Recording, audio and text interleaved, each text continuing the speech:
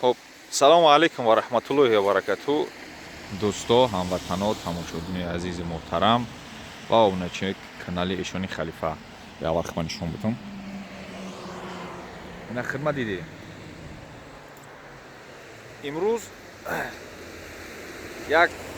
ҳамин таомадам хостам ҳамҷаро як банавор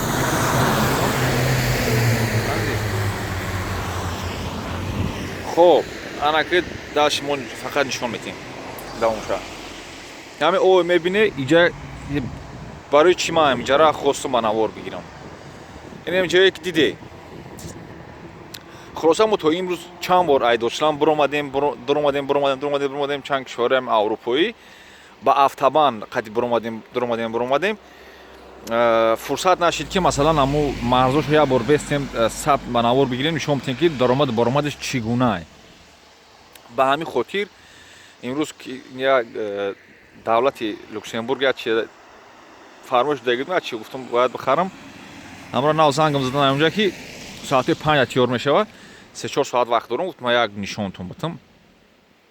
همینجا که مرز درآمد دیگه ای دولت اروپایی ای دیگه ای دولت با دولت شکلی دیدین اینمی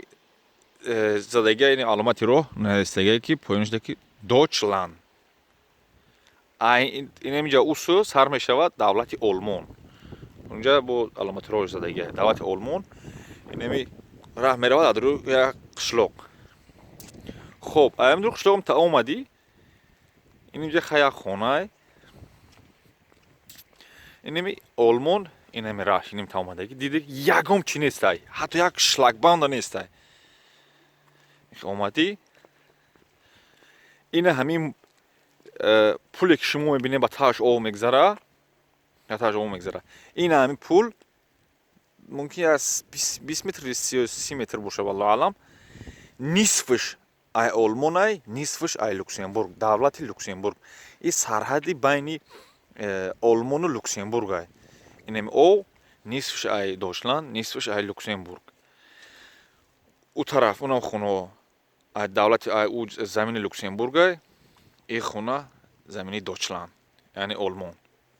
اینم بینش ده تقسیم خط کشیده نیست فقط هم علامت نشونه که همین او همین مثال نصفش ای دوچلند نصفش ای لوکسембург اینم خیلی اومدی ای فقط اومدی دیده که اینم شدن اینجا نه پلیسای نه سرحدبانای حتی که مثلا برای یک چخیل بگم نه که مثلا از میگه یوروپیس دولت فهمیدن برای یک مثال نظارت اونجا بسته نیست امنیت دیدید که نیست اینو چون میتونن که دولتی که مثلا ملتاشون دیگره میتونن با هم دوستی کنن میتونن با هم مثال دوستی و مثال همکاری و همه چی داشته باشن که آزاد بره بیا اینو میتونن ما نمیتونیم چی با ما نمیتونیم چون که تایکونی ممالی تره که اینقدر پرابلم در سرحد قرقیزستان میشه و حتی شما نگاه کنید که در تاجیکستان مثلا دوشنبه میدروی یک دروازه سنقله زدگی دوشنبه خوش آمدید دوشنبه میبروی باید دروازه سنقله با وحدت با شهر وحدت خوش آمدید ایجاش میبروی دروازه سنقله با فیض‌آباد خوش آمدید با دروغون خوش آمدید هر یک دروازه سنقله زدگی قدر پولی که صرف میشه در اون دروازه که شما ای قشلاق در اومدید با ای قشلاق در اومدید ای دولت با ای دولت میدروی هیچ نیست موس گذاشتی رفتی لوکسембург دوچلند لوکسембург دوچلند تمام هیچ نیست مصرف بیهوده ایو در کار نیست اینجا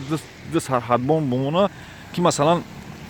بگیریم جرات که امنیتش هست تامین اینو برای که شوری موری ندارن коррупсия آخی پدری پدرانلتی که رنگی حکومت رحمانوفای رژیم ندارن نمی چیزا من خاطر شهرونداش ایده طرف بودری کورت نبود کنه تمام دیگه چی اون زدگی اونم کبود از دیگه لوکسембург یعنی اینجا دولت لوکسембург اینجا توقفگاهی که مایده که ماشیناش نمیمونن خلاصه اینم خیلی در پناه الله باشه، زنده باشه تماشابینا. ولی برای گزارشی که در پاریس لگی بود برای کلاغاس رحمانوف ان شاء الله برای ما نقل میکنیم چی گپ چیکار کردیم چی خشید. خدا نگهدارتون. من برام که بود عادت چی فرمایش دادگیم ای لوکسемبورگ کم تا گپ گردم تو وقت شما دادم اون رو بخرم بیام. خدا نگهدار. امی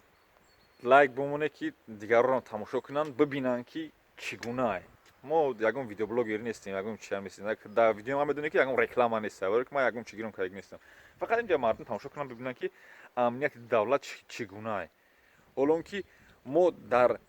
نه تنها با دیگر کشورها در داخل تاجیکستان ما امنیت نداریم. حتی آیا گفتم آیا قشلاق با قشلاق، آیا مثلا آیا ولایت با ولایت، آیا شهر با شهر گذاشتن در دروازه‌های خیلی арка кардагии қадар хараҷот сарф кардагӣ ки биё ки хуш омадед хушбоз биёед. я давлате мо фақат дуруи як шаҳр давлат ба давлат дидед чӣ хел и фақат раҳе ки байни як қишлоқҳо шад бо дора ки раҳои автобан дора ки ай доштан ба люксембург ҳам хеле 120-140 километр соата ҳам хеле шархас мегзадӣ. фақат раҳи байни қишлоқҳо нишон медиҳем. боқии зинда ва саломат.